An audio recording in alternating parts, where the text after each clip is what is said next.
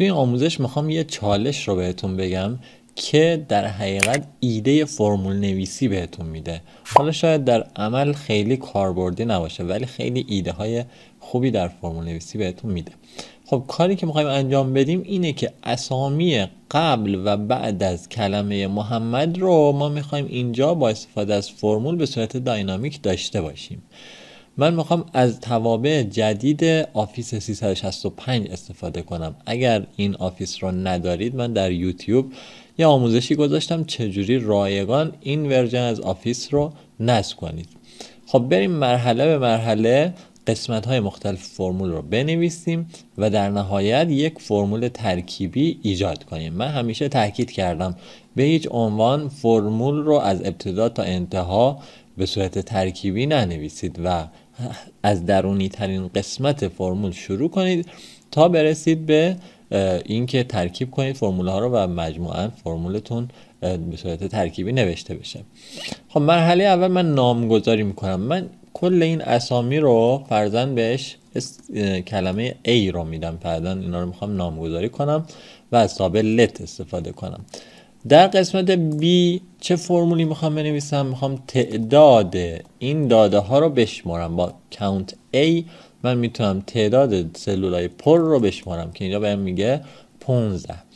در قسمت C نام بعدی که میخوام بذارم، حالا این نام ها رو میتونید نام های معنادارتری هم بر خودتون در فرمول نهایی تعریف کنید.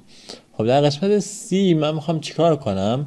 بگم که یک شماره ردیفی داشته باش با تابع سیکونس که یک تابع جدید هست. به تعداد چی؟ به تعداد این تابع count A که نوشتم که این میاد از 1 تا 15 به من عدد میده. خب بریم قسمت بعدی. ما حالا میخوایم فیلتر کنیم اینا رو، این اعداد 1 تا 15 رو با تابع فیلتر که باز یه تابع جدیده. میتونیم بگیم که خب این اعداد 1 تا 15 رو در نظر بگیر، چیا رو بر من فیلتر کن؟ مواردی که توی این اسامی مساوی هست با کلمه محمد و اینتر. ببینید اون جاهایی که محمد بوده شمارش رو به من میده. خب بریم مرحله بعد در قسمت ای. ببینید داره کلی فرمول همزمان یاد میگیریم. خب حالا من میگم اینو یه بار به علاوه 1 کن، یه بار منهای 1 کن، چون بعدی و قبلیشو من میخوام.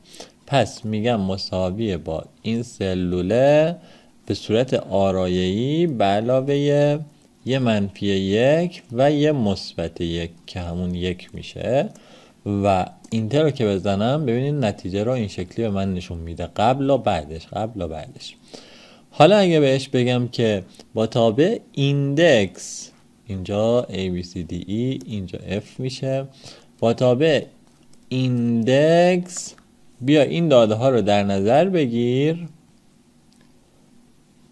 و کدوم آیتمش رو به من بده؟ این آیتمی که اینجا به دست آوردم، شماره ردیف هایی که به دست آوردم.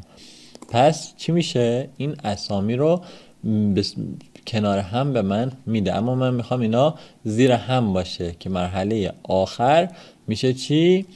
EF G میشه تابع جدید تو کال که فوق العاده جالبه. من این داده ها رو بهش میدم و در قسمت ایگنور بهش میگم ارور ها رو ایگنور کن.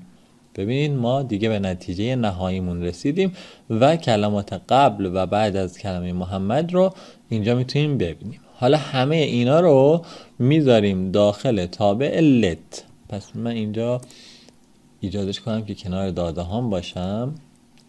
خب در مجموع فرمول ما چجوری میشه؟ مساویه با let. حالا دیگه قسمت های مختلفش رو یاد گرفتیم. یه آلت و اینتر میزنم. A چی بود؟ A کاما این داده هامون بود، کاما آلت و اینتر. B چی بود؟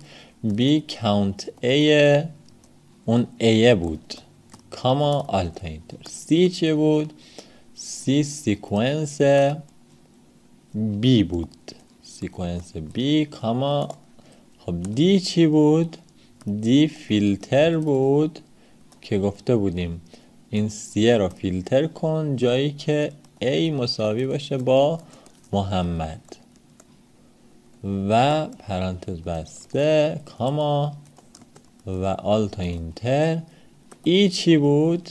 ای گفته بودیم این، ببخشید گفته بودیم اون دی رو به علاوه یه بار منفی 1 و یه بار مثبت 1. و اف چی بود؟ اف گفته بودیم ایندکس کن این داده هامون که A هست رو، کدوم ردیفش رو؟ اون ردیفی که توی قسمت ای مشخص کردیم، کاما قسمت بعدی G هست که نتیجه نهاییمون میشه و توی نتیجه نهایی گفته بودیم تو کال یه ستونش کن چیو؟ F رو و ارورها رو هم ایگنور کن، پرانتز بسته. حالا چیزی که باید در نهایت به ما نشون بده کدومه؟ این جیه رو در نهایت به ما باید نشون بده. ببینید کل فرمول رو توی یه حرکت من نوشتم به صورتی که داینامیک هست، یعنی اگر یه محمد دیگه یه جای اضافه بشه قبل و بعدش رو به من نشون میده. امیدوارم که از این آموزش لذت برده باشید، موفق باشید.